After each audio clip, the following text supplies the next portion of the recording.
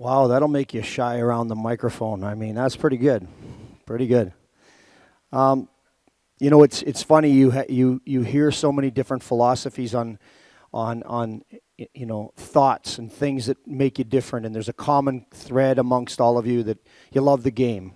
So what the doctor was talking about how you want to engage your personality, but yet you want to do it in proper manner for kids to learn and for them to be educated on the process and get better at things. And I always have said that I would prefer that my group of kids at the end of the year held the door for people at the end of the year, took their hat off when they were eating inside, did the things that were values when I grew up rather than worried about winning. Because if we can figure that part of it out, and how to direct them a little bit, they're only going to get better. We've got a special fraternity of players as well here that are here, and what I think is unique is you've got, Dallas, who's going to come up and speak, Mike Zook, who played a long time in the NHL, Rick Zombo, Wilk is here, Dave Wilkie, but you got a guy here as well that's won a couple Olympic golds, World Championship, Stanley Cup, a Norris Trophy, a Hart Trophy, and here learning just like you guys are. Because there's always, in Chris Pronger, because there's always something that you can learn from the game. But the one common thread that those guys have, there's kind of a unified sort of a link where you can see a guy and you might not even have a great, knowledge of his background or whatever. But if you played together or you've worked together, you've got this unity of guys, and they still have great personalities, and it brings everyone together. I was fortunate to do a speaking engagement one time with Gretzky, and he, you're nervous around the guy. I mean, Dallas played with him, Chris Pronger played with him. He's the greatest, he's the great one. So you have a little bit of, the first time you meet him or you're around him, and it's like walking around with Elvis Presley sometimes, especially when you're in Canada. And Wayne had failed to inform me that he had added a couple additions to who was going to be there. The first guy that he failed to tell me was going to be at the speaking engagement was the Prime Minister of Canada. So when I got to the event, he told me we got to go down and get screened by Canada's national security. I didn't even know we had that, to be honest with you. I get screened by them. The second thing he told me was, he said, I made a little change, and he told me what the change was, and he had brought Gordie Howe in, and it was in Saskatoon, and they came out with bagpipers, so it was the Prime Minister, Gretzky, and Howe, and myself, which is a little like putting earrings on a pig, me being up there on the stage with them, but I said, Gretz, why didn't you just tell me? I could have got prepared. Like, I don't have anything prepared. He goes, do what you do. I go, what is it I do? What are you talking about? He says, he goes, what do you need to change? And I said, well, I need to go up and get prepared, like the stats and all of this stuff. And he goes, stats? How hard can that be? The most, and the most. Jesus, write it down. So you see the personalities that gives us a common thread in here, and that's a little about what you've got to engage in the personalities as a coach. Our next speaker is entering his second season with the Anaheim Ducks, affiliate in the American Hockey League with the San Diego Gulls. He spent 2 seasons as a coach of the Oilers, 8 with the Leafs, a longtime NHL player and American Hockey League player, playing 882 games. You got to love the game to have played that many games, won the Turner Cup and the Calder Cup.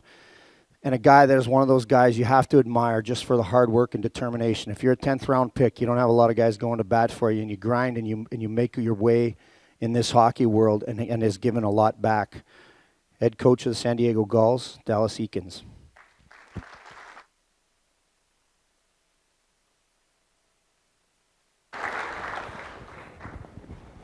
Thanks, buddy.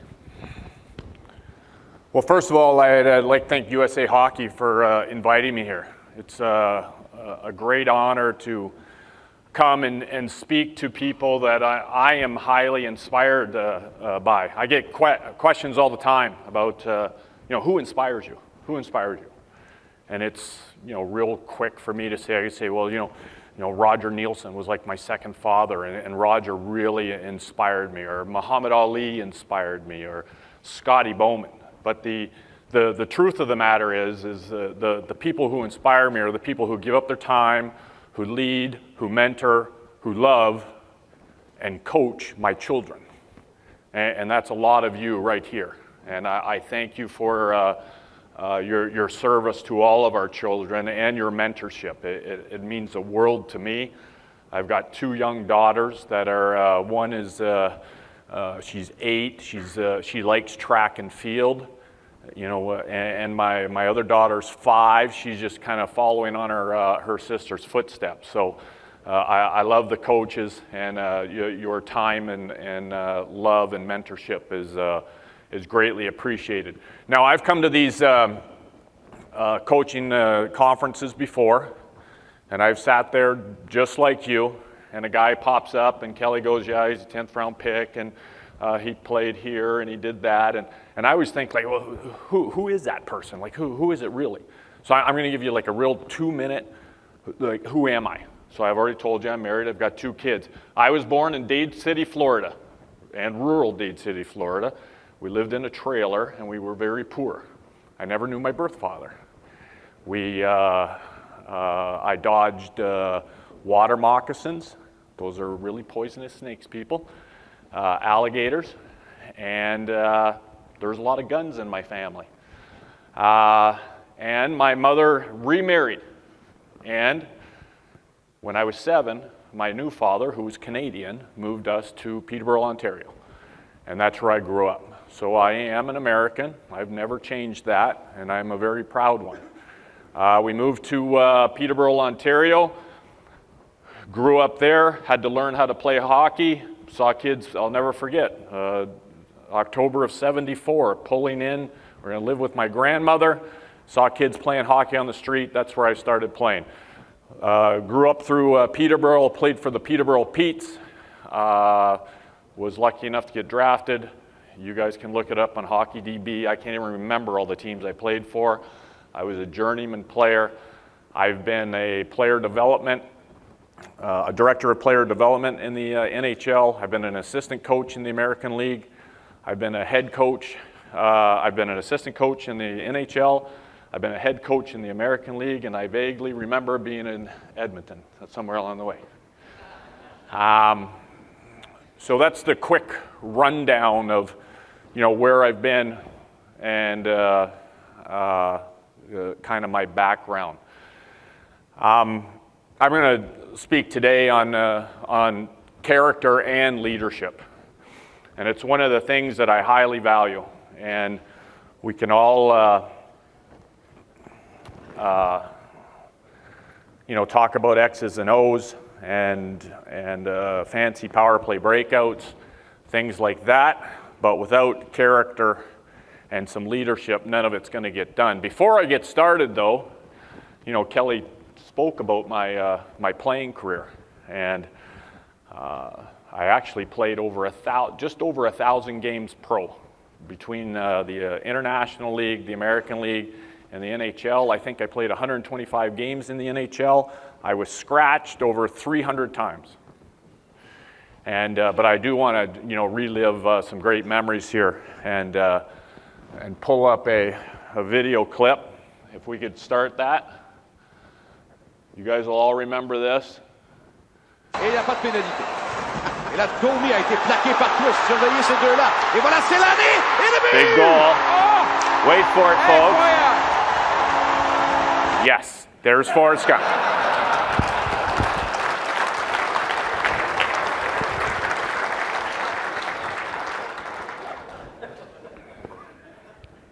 You see, my hands were so bad I couldn't even catch the glove.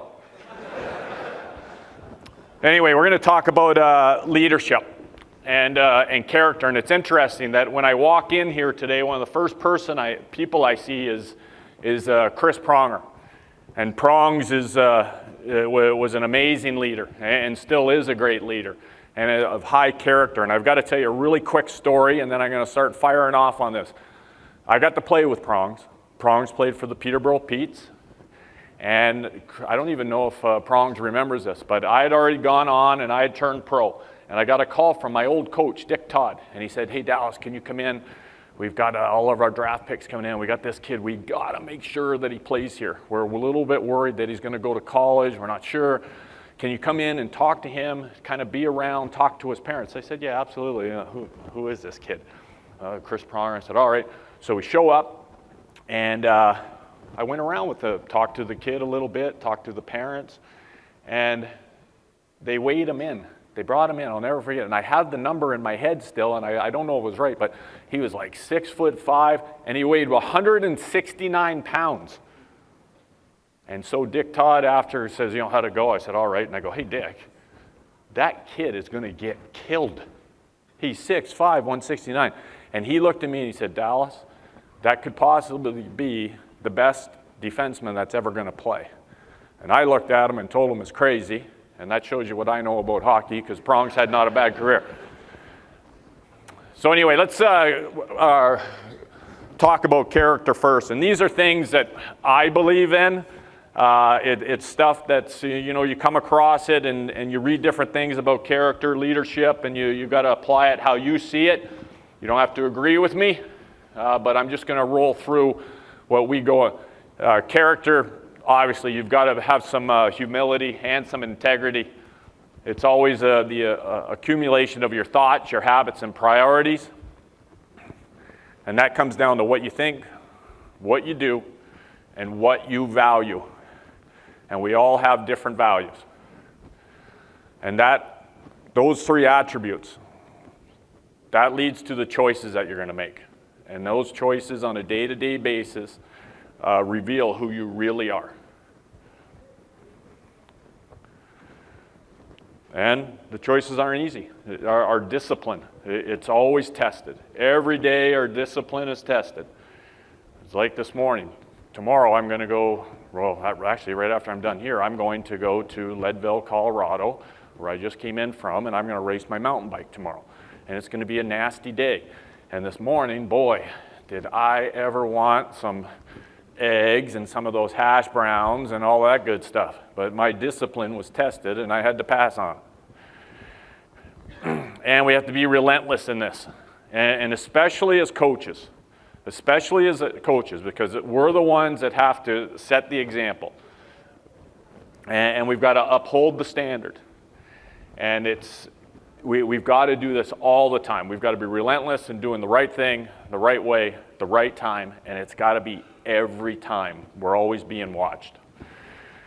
And without character, there usually is no leadership. So they go hand in hand. And for me, leadership is exactly this, the ability to have a positive effect on another person for their benefit. Not for my benefit, for their benefit. So how can I impact you for your benefit? I don't want to impress you. I don't want to impress anyone. I want to impact. Impact for their benefit. And that's from the coaching side, and it's something that I really believe the character and the leadership, as much as we want to teach, hey, here's how to have a great slap shot, here's the neutral zone trap, here's a real fancy drop power play breakout. We need to make sure that we're keeping it going forward, trying to instill these values into our players. You have to be willing to serve if you're a leader. It's not about you, it's about everyone else. How can you serve someone for their benefit? You've got to be willing to set and uphold the example. Define expectations. This is extremely important as a parent for me, as a coach. And it can't just pop up one day that these certain values are really important. You have to define the expectations of your players, of your team, of your staff, of your family, and then uphold it. You've got to set the standard, and you have to have a relentless approach in this. We just talked about impressing or impacting. Impressing anyone, it's garbage to me. This is about impact. Impact always. And the The doctor that was before me here did a very impressive job of outlining that. Have energy, have passion. And it doesn't always have to be positive. I prefer to be positive. If I can put this into, okay, how's this going to go? I prefer to be positive. I don't want to have to get to the negative part, but there will be times. So that whole, hey, have positive thoughts, have positive energy, yeah, I'm always going to try to sell that. We're always going to sell that within our organization, but I always back it up with we prefer to be positive. There are going to be times where it could get a little tense and a little bit of negative. It's difficult to make people do things. I don't want to make my players do anything. I want them to be inspired to do it. I want them to feel great about doing it the right way all the time. It's very difficult to make people do things. And this is the big thing now with, Chaser was talking early there, and it really struck a chord with me, living in the old times. Well, when I played, we were on the ice twice a day, and we had to do this and do that. Well, those days are gone. The generation of player is much different now, and these kids are much different. And I find it highly valuable now to explain why and how it benefits the team and how it benefits the individual. So yesterday I traveled all day, and you know what I saw in the airports? It was always this. It's like everybody's like taking pictures of themselves. It's all about them. It's all about the individual now. It's I call it the selfie generation, and that's fine. That's the generation. That's it. If you think you're going to go and change the generation, good luck to you. So you have to embrace it. And I think if we can explain why we want to do certain things and how it's going to benefit the individual and the team, then you're going to have a much better success rate.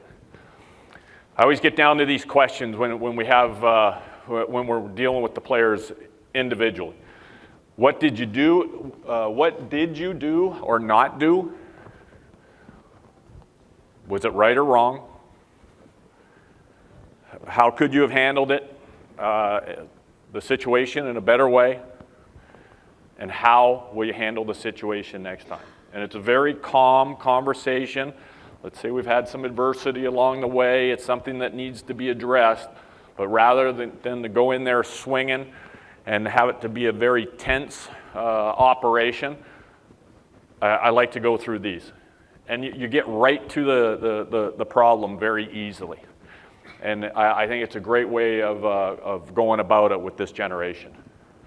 Discipline. Now I'm talking about the discipline of discipline can't be punishment, because punishment is a terrible motivator. And I've had coaches in the past, it was punishment, punishment, punishment. And I didn't enjoy playing for them, and neither did the other players, and we rarely had success. And when I think back to the coaches that I highly valued, they inspired me. Was there a line in the sand, or were the expectations defined? Absolutely. But it wasn't this whole punishment thing, ripping into a kid or embarrassing them, or I know we have to take away ice time at times. I understand that, but punishment is usually a terrible motivator. And if you have to discipline a kid, I like to do it out of example. So, this maybe will not coincide with your coaching a 13-year-old, but we had a player with the Toronto Marlies who was constantly running the line of being late. He'd come in, he's lethargic all the time, then he got hurt, and then he was, being late for his treatments.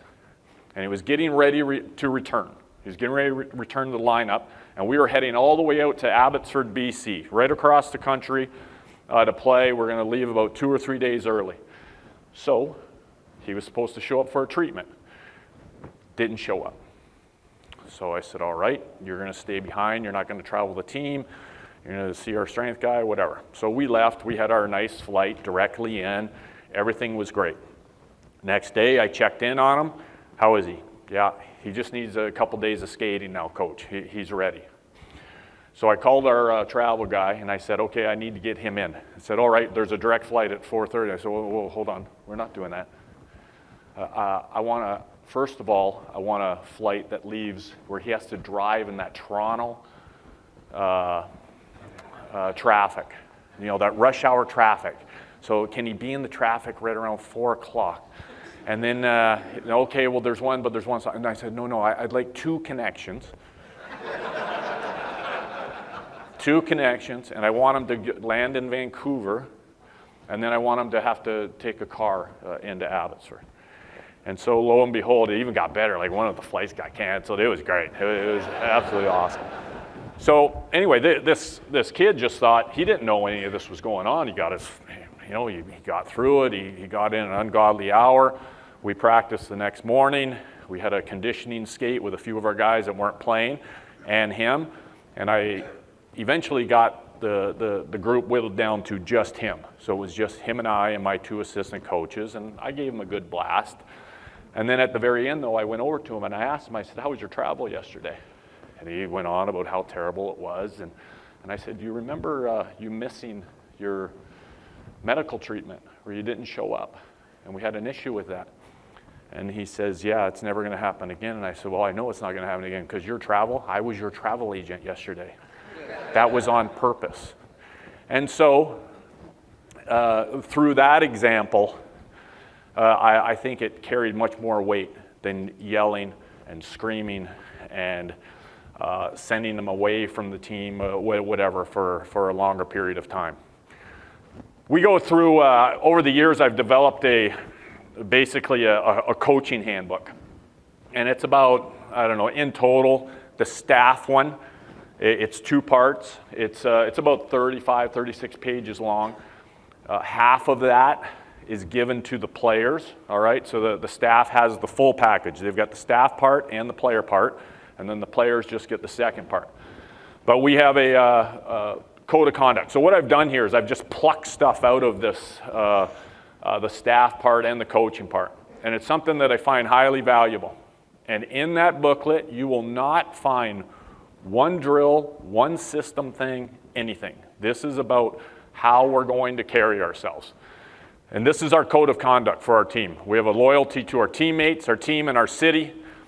We want to be leaders in our community, conducting ourselves with honor and integrity on and off the ice. We're ready to lead, ready to follow, and we're never, ever going to quit on anything or anyone. We take responsibility for our actions and the actions of our teammates.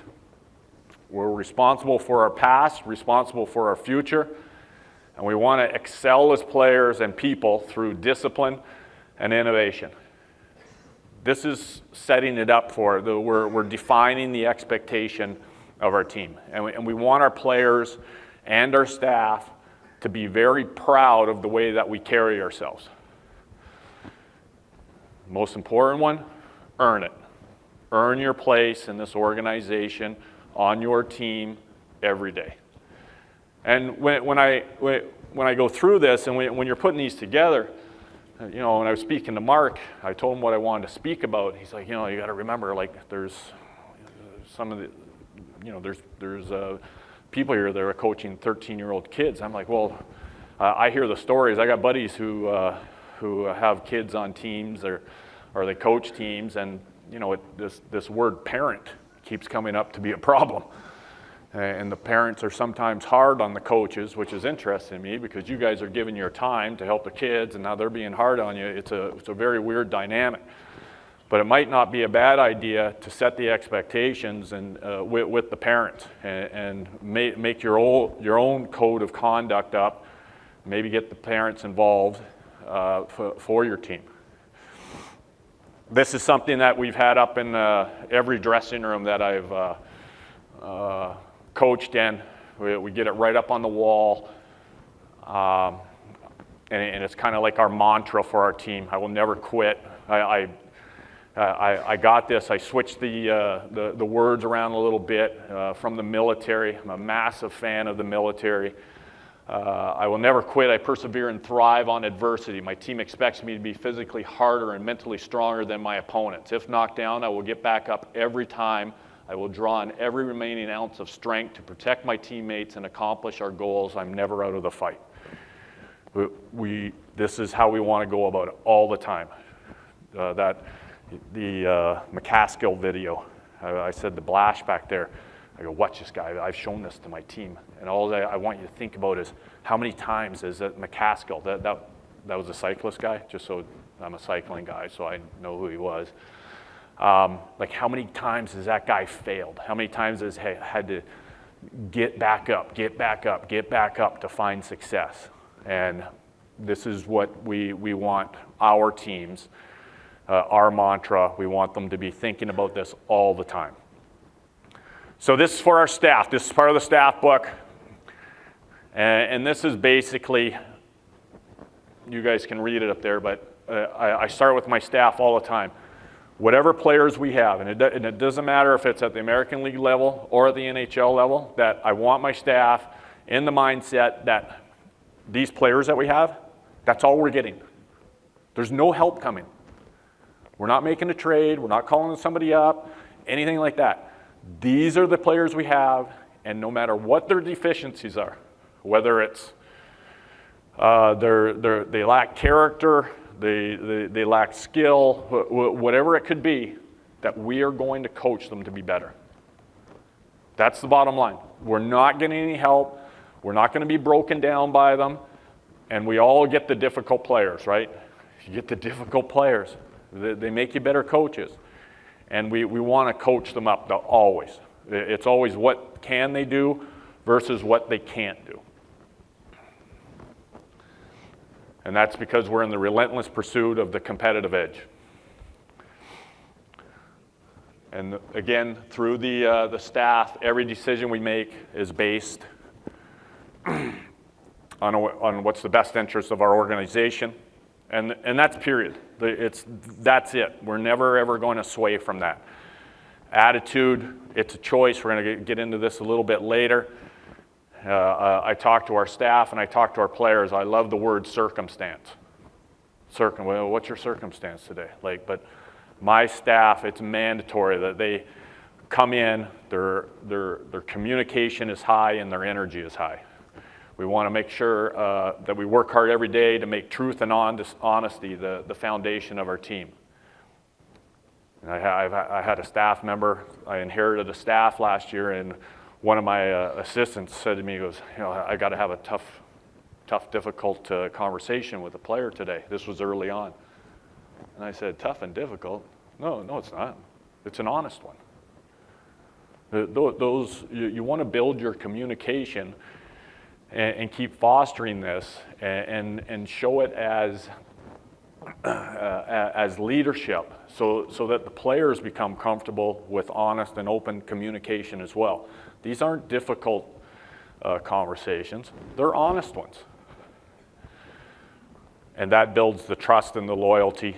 We want the staff to have absolute 100% loyalty to the organization and our team through that communication, the relationships that are just amazing. Yesterday on the plane, I was thinking about the minor coaches that I had and what an impact they had on my life in Peterborough, from my major peewee coach, Bubs McCarthy, and these guys that just gave their time, and the relationships are just critical if you're going to develop these young men and young women into better people first, and then hopefully into better players. Investment of time, we'll talk about that in a little bit. And we want to have a collective ownership of everything that goes on with our team. I don't want any, at the pro level, it's like, okay, this guy handles the penalty kill. No, we all handle the penalty kill. We're all responsible for it. We're all responsible for the power play. So it's a collective group. And I think as much as you can foster that with your parents and with whatever staff you have, you're going to get a lot more out of your experience. Spoke about energy, your circumstance. Come in, you've had a fight with your wife, you got something going on at home, you can't come in our dressing room with low passion,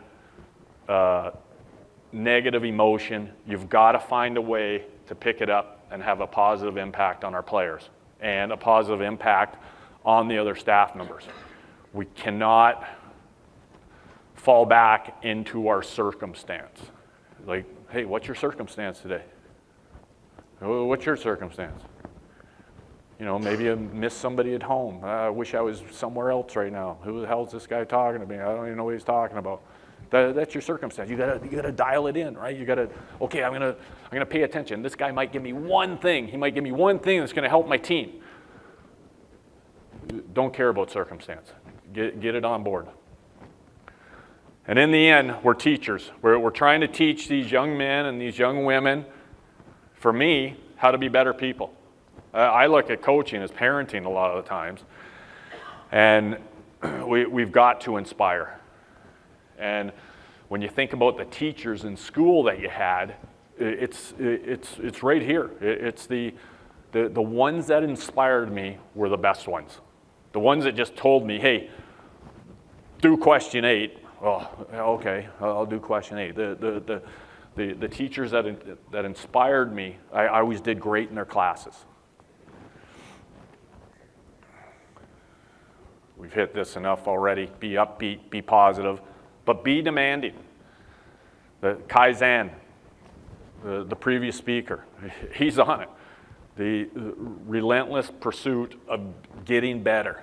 And you only get that by being demanding. So, hey, my goal was to run a 6-minute mile. And then once you get the 6-minute mile, what do? Just quit? Okay, I did it, great. Well, no, now it's, hey, look, can we go 5:55?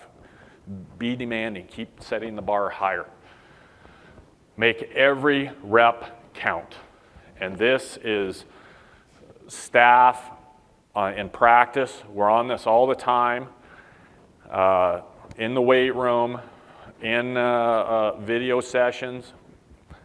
We're only on the ice for a limited amount of time. We're only in the weight room a limited amount of time. Video too, so you only got these guys for so long. So we want to make sure every rep counts. And for me, like a good example of this is what?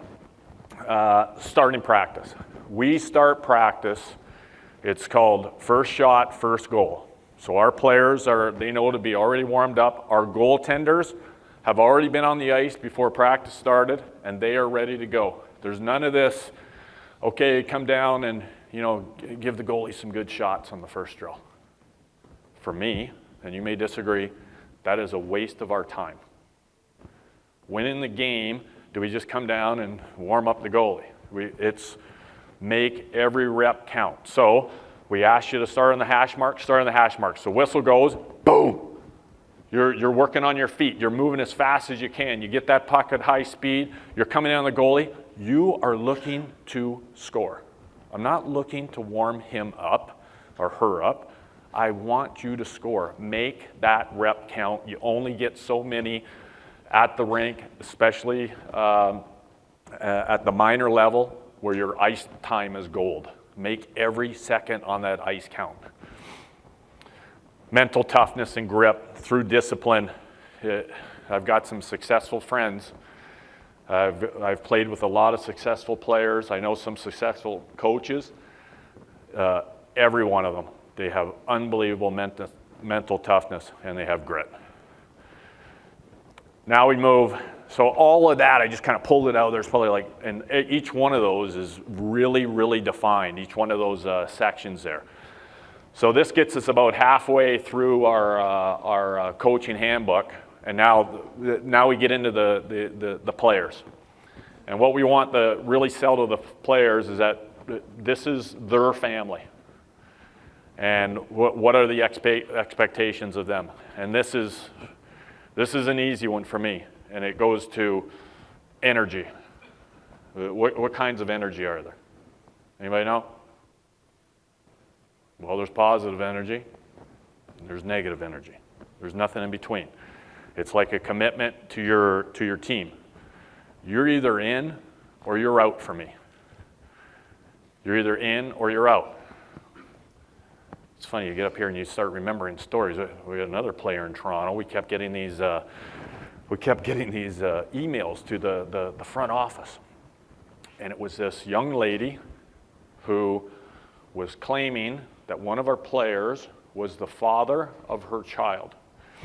And that she had tried to get in a hold of the agent, tried to get in a hold of the kid, no response. And so now it had come to the office. So our team manager kind of comes in, he goes, Dallas, what do you want to do with this? And I go, I don't know, like we get crazy emails all the time.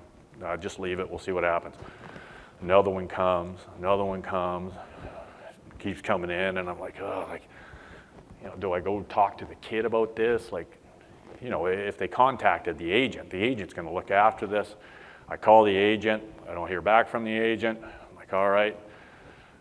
Fourth or fifth email comes out. Finally, I call the kid in and I said, hey, I've been getting these emails about you. It's this young lady, says you're the father of this child. She can't get a hold of you. So there was a picture of the kid and the girl. So I held it up and I said, did you have a son with this lady? And the kid looked at me and he goes, kinda. I was like, kinda? Either you did or you didn't. Either you're in or you're out. You can't be half pregnant. Like let's go here. So that goes back to your commitment to the team. This was in our code of conduct. We want excellence at the rink, but we want to be leaders in our community. And I hear, professional athletes say a lot of the time, oh, you know what? I don't have to be a leader. I just have to be me. I don't have to be a role model. I just need to be me. And I disagree with that.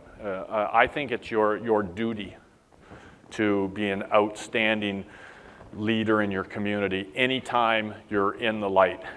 And being in pro sports puts us in the light. But you don't have to be in pro sports to be active in your community. Anybody can do it.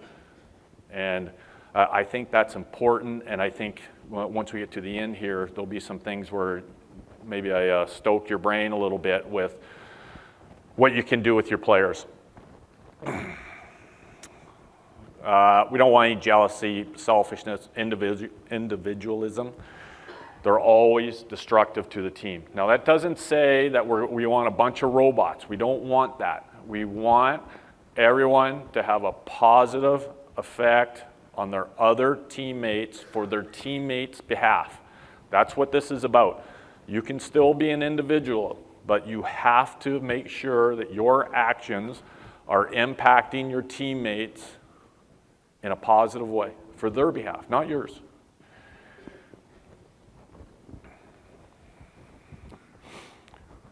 We don't want any cliques or cliques or however you want to say it, or segmented groups. We want a family concept. Now, is this realistic? When we go on the road, do I think all 23 of our guys go out to dinner? No, I know they go out and they're the European guys, maybe go with the European guys to start the year. But what's great when you have a good team going on is when you start seeing them.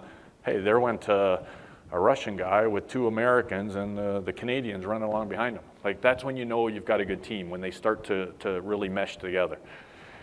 We want to have an inspiring and disciplined attitude. We want communication be our foundation. We want to be single-minded in purpose, and that's to win. And I don't mean the 2 points. I think if you get all of this other stuff looked after, the character and the leadership, and your goal is to win at practice, and your goal is to win in your community, and your goal is to win with each other, then those points each night, they look after themselves. I'm not a big scoreboard watcher. I believe in the moment. I rarely look at the standings.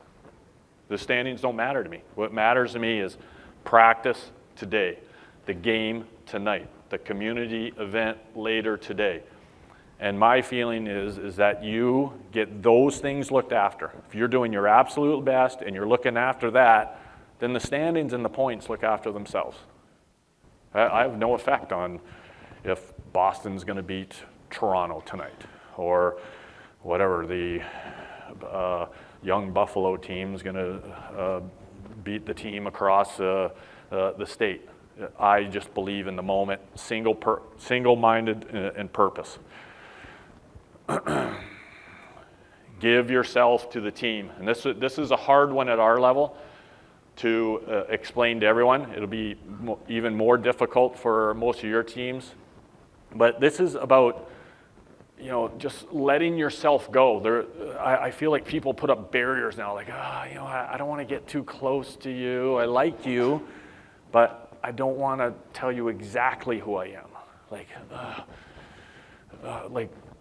give yourself to your team. There's this. It's such a great feeling when you are part of a relationship that you can just let it all go.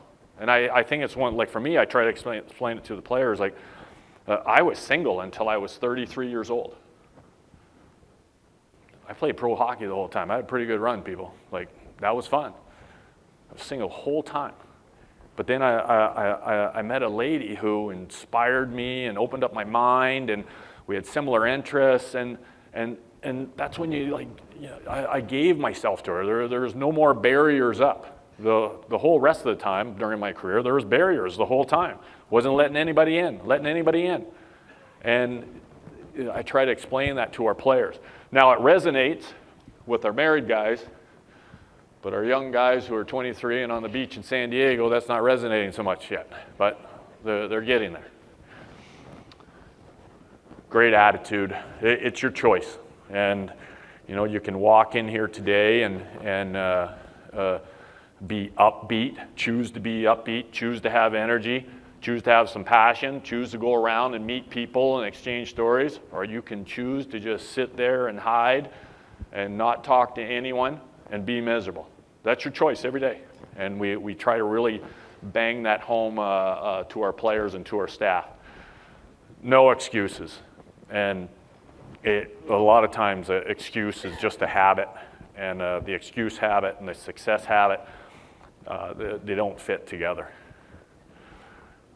Work ethic, love it. It's contagious.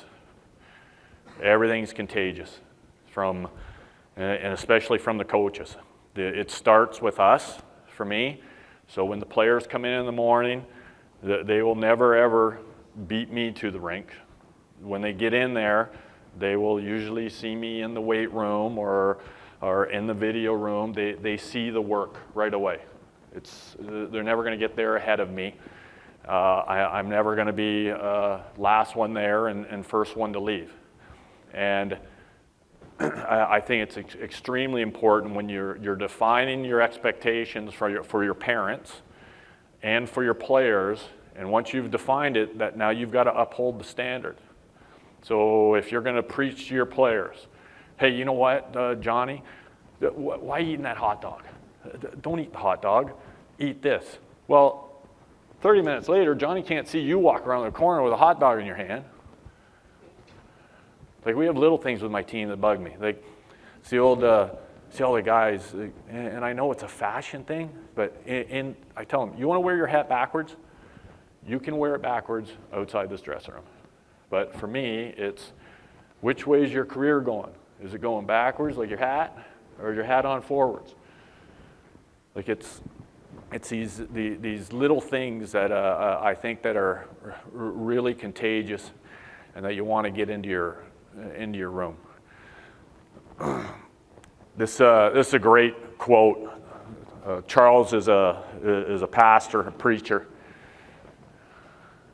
and Roger Nielsen gave me this quote a long time ago, and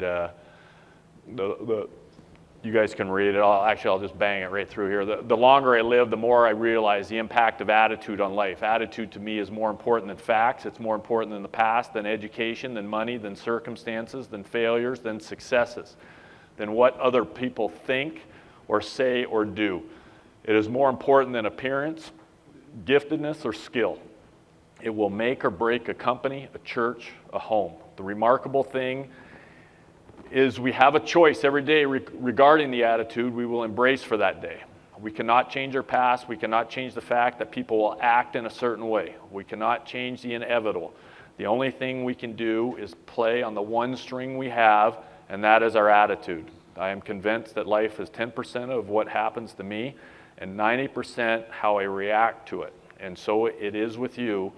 We are in charge of our attitudes. Now the great thing is that Roger gave me this quote, and I was fumbling around on social media, and I actually saw that Mike Babcock had used this quote where he had been speaking, and that Scotty Bowman had given it to him. And it's interesting how these older coaches had, two older coaches, very successful ones, had handed this on to younger coaches.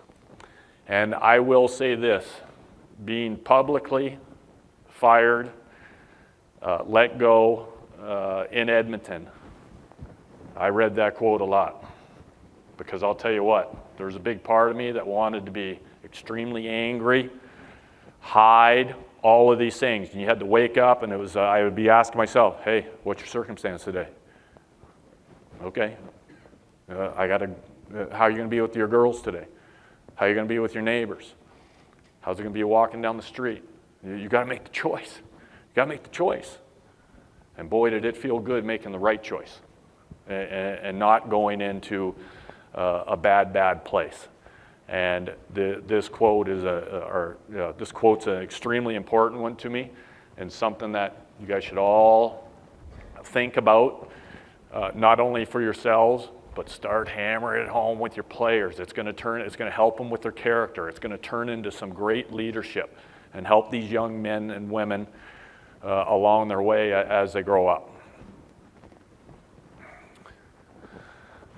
Where are we at here? Just the expectations on attitude. You guys know a lot of this stuff already.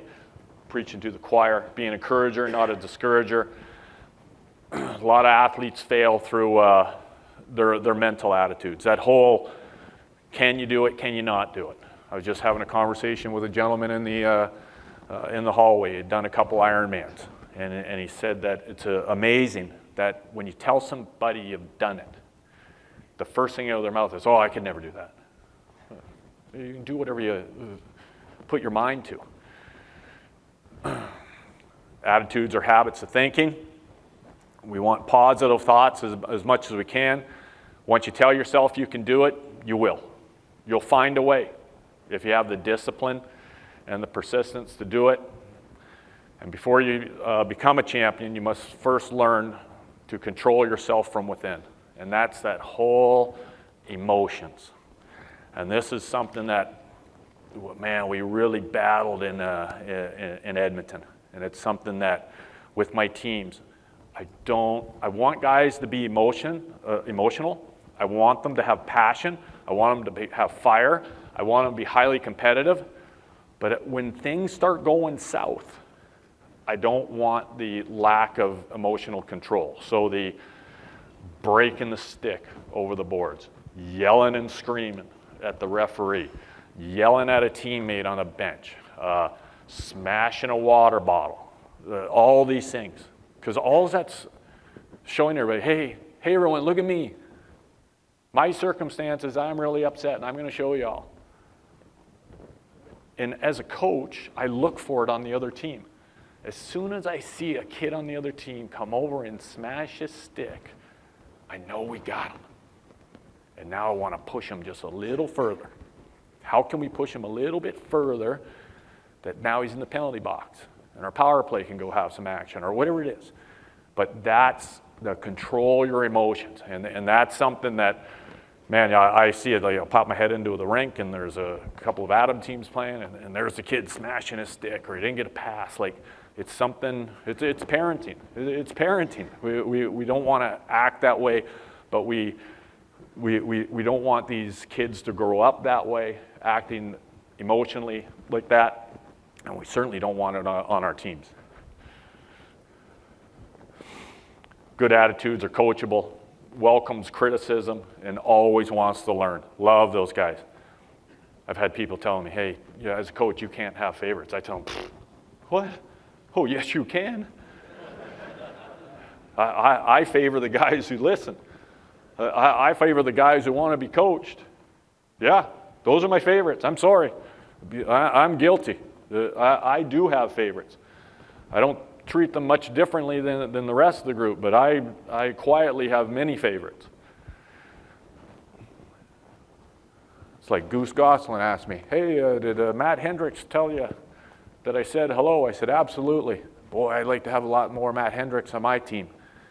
That's a great product. I don't know if there's any people in here who coached him on the way up as a kid, but boy, did you do a hell of a job if you did.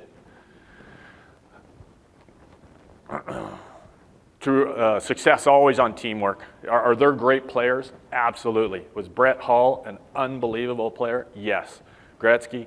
Yes. You've got all these superstars. Absolutely. They're integral to the team. Chris Pronger? Yes. But they have to work within the team dynamic. There has to be great teamwork all the time. We talked about attitude. The excuses, it softens the character for me. Softens your character. We want people of high character. We want people that are going to move forward all the time, that are going to be persistent, resilient, are going to help their teammates. They're going to have a positive effect always. We don't want the excuses. It's a habit. No excuses. And you can see it's set up, this book, where the players can I encourage them to just keep it next to their bed, keep it around, because you can just pop it open, read a section or two, and move on. We want our players to invest time, not spend time. That's going to separate us from the rest. We encourage, it's a mandate on our staff to know everything about our players. I want them fully engulfed in their lives. What makes them tick? Are there any problems at home? Has the family had a divorce? All these things are going to affect them. We want them to be well. We're going to put maximum time into that. It's not your choice. These are the things that we highly value. This is where we're going to invest our time. We spend time, playing Pokemon Go. We invest our time in effort, reps, attitude, leaders, and social responsibility. How much respect did I earn today? Game prep. We're never going to win because of luck. It's going to be because we have prepared. And because we're so prepared, that gives you confidence. And that just reminds me about when I was in school.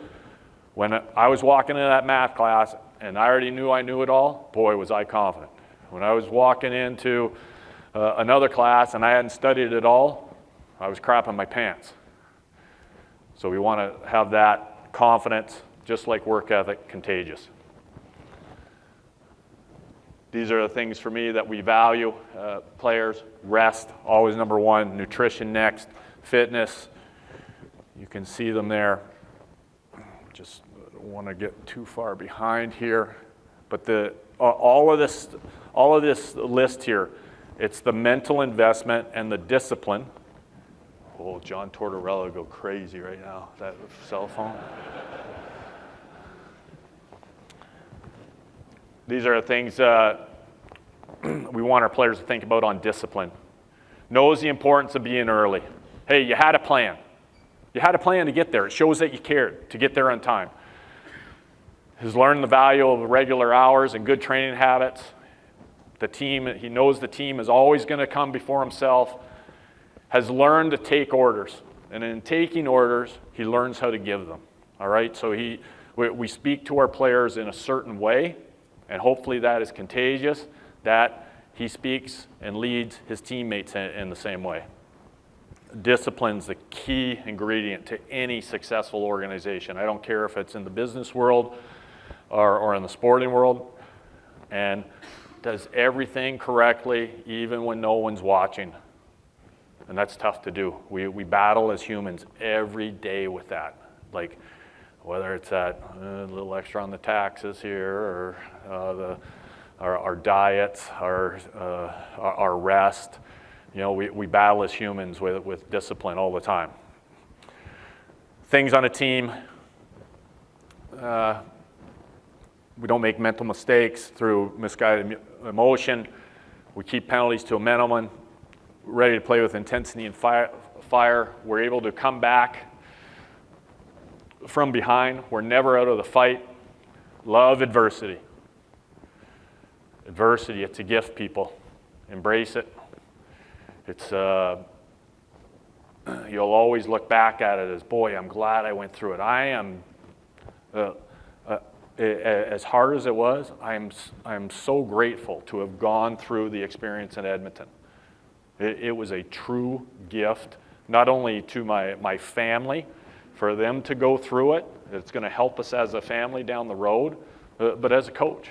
It was a true gift to go through that. And as hard as it is, it's something that you look back and you actually smile about it. So we like adversity, and we like to go through it. All the things on the wannabes. No drive, doesn't care. These are the ones you got to look for with your parents and your kids, and try to squeeze them out of it. The know-it-alls. I already know it all. Run into a few of those. It's always interesting. The kid's played 1-year pro, 2-year pro, and he thinks he knows the game inside out. You got to watch for the players who are in high self-doubt. We got to pull them out of that.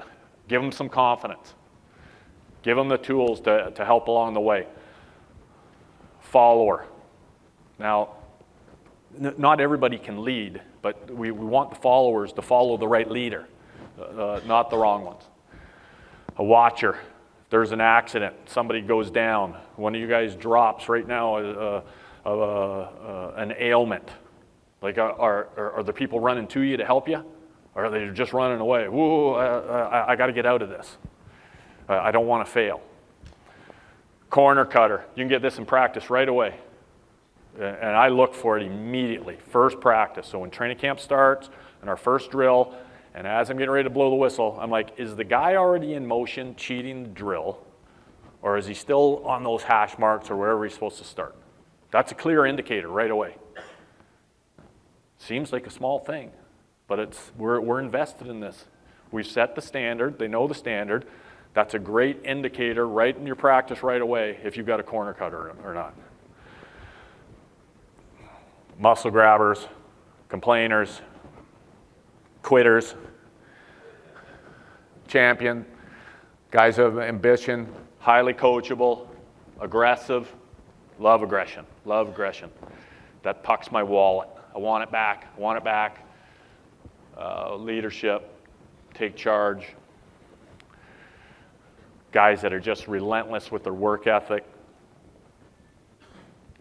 Toughness, to be able to train hard and keep pushing through. Mental toughness, probably the biggest thing.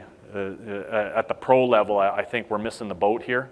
Man, we spend millions of dollars on these guys, training and equipment and all this stuff, and we still don't invest enough in professionals, people who have highly trained professionals on the mental side of it to make these guys a little bit tougher. Now, I'm just going to pop through. This might be a good one for your parents. It's one of my favorite quotes. And I think of difficult parents, and I see this just like I do the media. It's not the critic who counts. It's not the man who points out how the strong man stumbled. Credit belongs to the man who really was in the arena, his face marred by dust, sweat, blood, who strives valiantly, who errs to come up short again, because there is no effort without error and shortcoming. It is the man who actually strives to do the deeds, who knows the great enthusiasm and knows the great devotion, who spends himself on a worthy cause, who at best knows in the end the triumph of great achievement, and who at worst, if he fails, at least fails while daring greatly, so that his place shall never be with those cold and cruel souls who know neither victory nor defeat. I love that one. I love that one when I left Edmonton, because and I just threw that up there.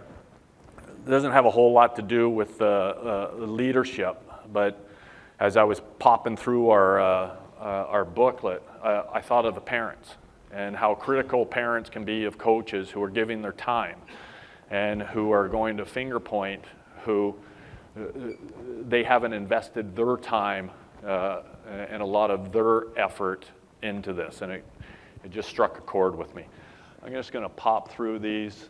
We've got social media guidelines that I think is a big part of character. There's only a couple I pulled out in the leadership. The social media is huge. We only use it to inspire. We use it to show our team and our teammates in a positive light. And we don't want any compromising photos taken. And that's as simple as, if I would have gotten here earlier enough last night, I might have had a drink with you at the bar, a glass of wine.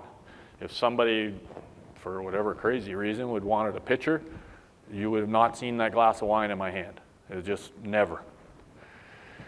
All right, let's get to the good stuff, and just some things here for you guys to think, and me never having coached a kids team, it was fun to kind of go through this and go, okay, how can all of this relate? Are we spending enough time on character and leadership at the pro level and at the minor level? How can we keep hammering away on this? And I think you see through our coach's manual and our player expectation manual that it's something that we really believe in. First for me, be the light. And that means not only you, but get your parents involved here. Like, you want them to uphold your standard as well. And if you're dealing with, man, I see these agents now, they're getting these kids so young, or advisors, whatever they call them. We want them all involved in it. So be the light. If you're going to preach something, you got to live it. My mother, bless her soul, she lived a hard life when she was younger, and she was as resilient as they were, but I still remember her telling me, do as I say, not as I do. Well, that doesn't cut it with me. I want the players to know that I'm not going to ask them to do anything that I'm not willing to do myself. And I think that's something that as coaches you want to think about. I'm a huge fan. These guys were brought to my attention the very last year that I played. We had a sports psychologist come into the Manitoba Moose. And he is an Irish gentleman that he had done some work with the All Blacks, the rugby team. And I just finishing up the book Legacy. You should get it. It's excellent. Anyway, it's on the All Blacks, Legacy. But one of the All Blacks' first kind of mantras of their team is sweep the sheds. So their top players after the game, you know what they're doing? They're in there cleaning the room, sweeping it up, literally with brooms. And it's because they're proud to do it. They want to leave the place in better hands. And it's something that we've taken on with our group too. And it's funny when you see the players' faces. And you ask, hey, we're going to clean this up. And they see me out there with the vacuum cleaner, giving her, going. But it's something that takes control right away. And I think it really helps with the character and the leadership. And it's something that whether it's your room after a game, maybe you've got a little team meal in the restaurant, maybe you're in a tournament and you've got you guys are all over in the corner grabbing something to eat. Like, how do you leave it? And it shouldn't be, well, clean that up. You want them to end up doing it on their own. And there's no prouder moment for me that when it's the end of the day and I walk down to maybe go catch somebody and I see a couple players and they got the vacuum cleaners going. And they love it. They take great pride in it. Be early. And, you know, we're always time crunched and with the ice times. Hey, we've got the ice from 5 to 6. Well, you don't want to be late. How can you use the time best? It's a big thing for everyone, and that's for parents. It's for the kids. Be early. Show that you had a plan. So you're actually thinking about what you had to do, and it shows that you care. That your time isn't more valuable than the group's. I love this for kids, and I love it for our players, and I love it for myself. And again, it gets you thinking about the details of living a great life and being a leader and having character. But having a kid submit, hey, do the next 3 days and just give me how much you slept. Give me the hours that you slept. Give me what you did physically this week. Give me your workout log. Or just write down everything you ate for the next 3 days. It gets them thinking about the detail. It gets them thinking about the work that goes in to being a great person and a good athlete. Have your players go on a little scouting trip. Hey, you're going to watch the game tonight? I want you to watch Ryan Getzlaff for the first period. Tell me how he played. Scout a game. Again, getting into the work, getting into the details, and then having a voice. And you can't lead without having a voice. And it's one of those things that we go back to giving yourself. Now, you ask a player to do this. Well, now it's like it's his words on paper or his words out of his mouth to you. It's another conversation, right? It's another intimate conversation. And it's just him talking. It's him giving you the information. And it's something that really cultivates the relationship, but I find it gives the kids confidence. Gives them confidence. And you might only be coaching let's say it's a 12-year-old. That's all right. Let them go scout the game, scout a player for a period, and have them come back. Just let them, give them what you saw. No corrections, no anything. Just it gives them a voice and it gives them another comfort level. Dress code, love dress codes. Love them. Makes everybody on the same page. We're going to show that we're a team. Nothing better than you're coming through the airport, and here they come. Here comes I saw a volleyball team coming through. Every girl dressed exactly the same. Team colors on. I knew that was a team.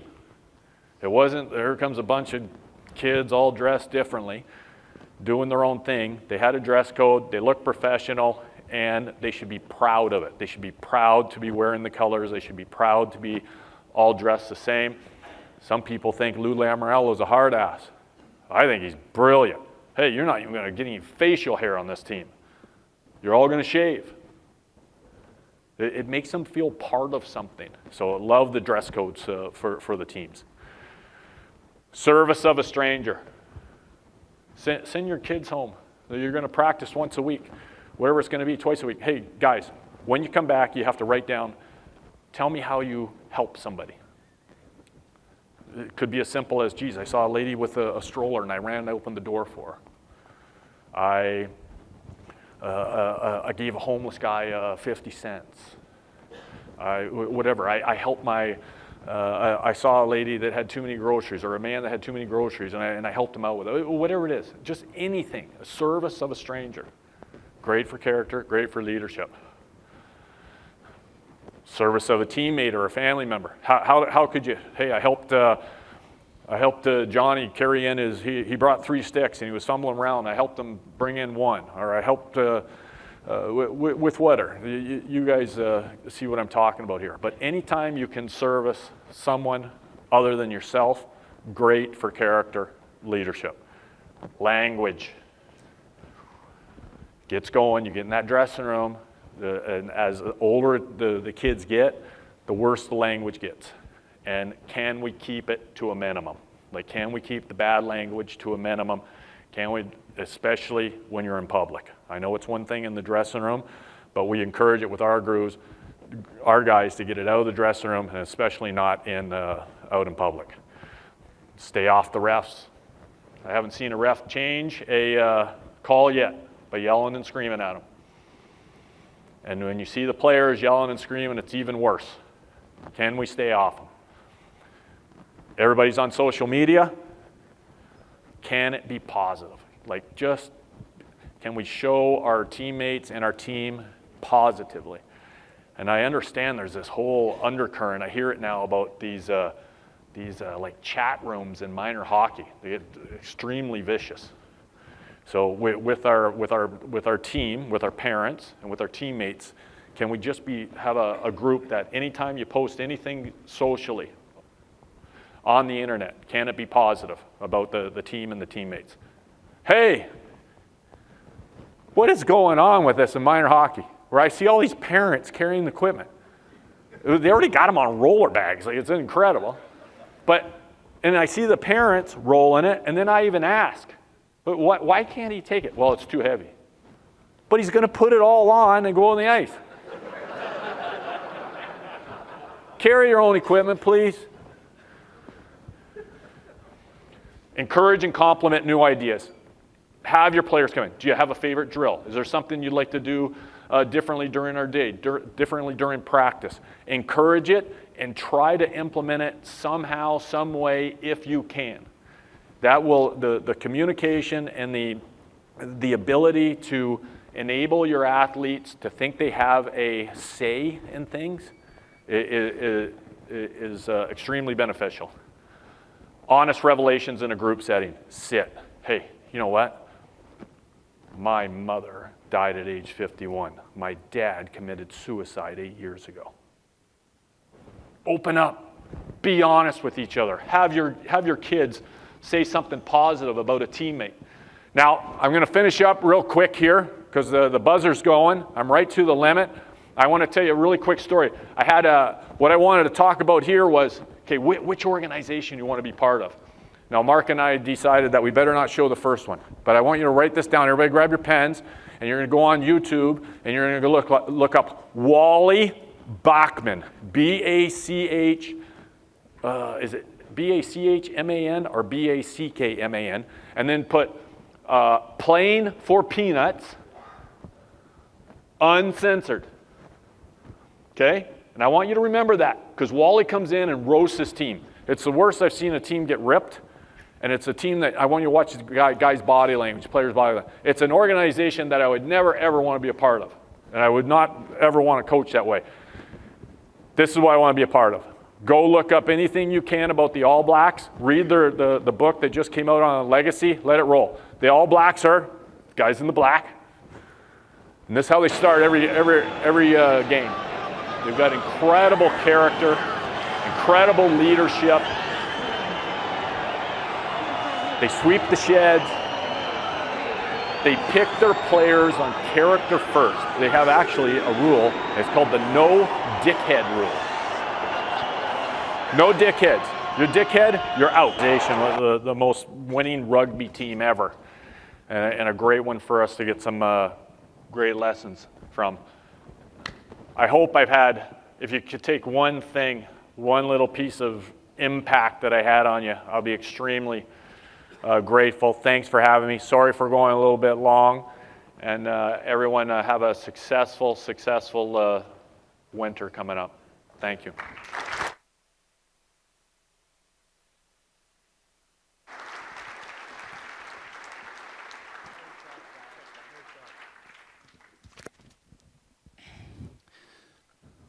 The Red Blacks there looked a little like the old days just after you beat Chicago and we'd be heading to East St. Louis after the game. Prepared a little the same way. I love the fact that the guys were in here, their hats turned around. It's a pet peeve of mine, so if you got it turned around, I had to chuckle at how many of you put your head down when Dallas said that. Talked about putting people in their out of their comfort zone. So a few years ago, I had a little struggle with some health, and they found this lesion on my brain, and I lost the feeling in the left side of my face and my left hand, and it's stayed the same since then. And I remember I was starting to lose a little of the motor skills on the left side. This thing's beeping for me already. You guys tired of mine? Anyways. I'd lost the feel in my left side, and I remember Tony Twist calling me and saying, talking to me about it. I said, dude, do I ever feel sorry for you? And he said, you feel sorry for me? Why? I said, Jesus, I'm just starting to lose my motor skills. You played for 10 years in the NHL without any.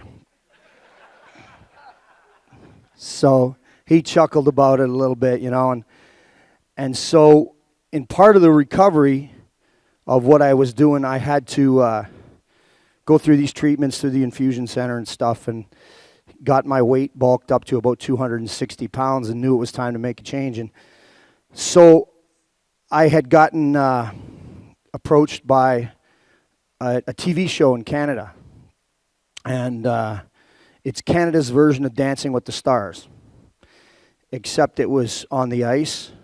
It's called Battle of the Blades. And it was with 8 Olympic figure skaters, 8 former NHL hockey players, and you had to figure skate. Now, I discarded this notion 3 times and got a call from the Premier's office in the province of Saskatchewan. We're the only province without a children's hospital. And they said, it'd be great if you did this. You could help out, get this children's hospital thing and get some momentum built. So I've always felt strongly about giving back and that we're in a fortunate place. So I thought, well, and my wife made the suggestion that maybe it's time, with the whole body looking at 260 pounds. So she said, it might be a great way for you to get in shape. And I've heard 3 guys talk now that resonates with me about being out of your comfort zone and trying to change and doing things at a certain pace, because we naturally are skaters, so we want to go out on the ice and we feel like we can do something right away and we want it to happen. I probably fell 200 times in the first 3 weeks of this training. We started in July. The show was in October. We trained 5-6 hours a day. I can promise you, this poor girl I had Kyoko Ina. She's a 3-time U.S. Olympian, 94 pounds, tougher than anybody I ever played with. And Lord knows I dropped her enough times to know that. I was so damn nervous and out of my comfort zone, it was unbelievable. But I remember 2 things that I'll never forget. One, the anxiety of when they said the very first show, okay, we're going live across Canada in 1 minute. And it was the highest rated show they'd ever had on TV. And I started sweating I would have rather fought Probert 6 times that day than be on that TV show at that minute. And this little 90-pound girl looked at me and she goes, hey, what are you doing? And she could tell I was going to throw up. I was out on the ice. We're going live in 10, 9, and they've built this studio with all these people in it. A couple thousand people watching, and then however many million in Canada. And she goes, look at me. And I look down at this little girl. She goes, we got this. We're good. We're good. And when it was over, I was, that 2 minutes that we skated or whatever it is, I was just exhausted and so thrilled that I didn't drop her. But I will tell you this. When I finished that show, I was more qualified to play in the NHL as a skater than I ever was the 12 years that I played. Because it took 6 months of being completely out of my comfort zone and learning something new and going through the process that I didn't realize how much better I had gotten as a skater. I was for certain a better skater when that show was done than I ever was one day in the NHL. So if there's something that doesn't resonate with you right away, think it through, because I can assure you there's always people that have new ideas that make you better. And I know you're probably not surprised if you know anything about my career, but I didn't win. But it was a great learning lesson. And I can tell you that I've always, it changed my mindset about a lot of things, certainly about the figure skaters and figure skating, but it also changed my mindset and philosophy on the different things that you can do to become a better player. And I think a lot of those things are some of the things that Dallas just went through to try and, give you something to think about. And I think he just did a great job of hitting on that. There's a few things before we do the breakout. I'm going to announce, you got to sign in at the breakout entrance when you get there, your sheets for that, okay? I'm going to tell you which room you're in for the breakout sessions. Red, you are in the Westmoreland Kingsbury room. Red with Ken Martell. White, Pershing Lindell room. You guys need a little bit of time to get that. Blue, the Washington room. Green, you'll be in ballroom 3. It should say gold because there's no yellow in hockey. But yellow, ballroom 5.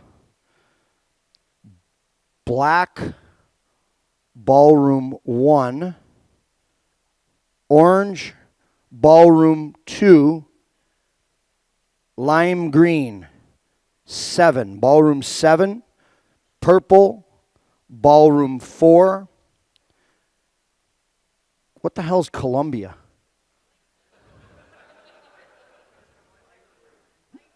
Light blue? Isn't that easier? Who did that? Jesus. Tabram, is that you? We're hockey guys. Make it easy. Ballroom 6 for Columbia, light blue. Okay?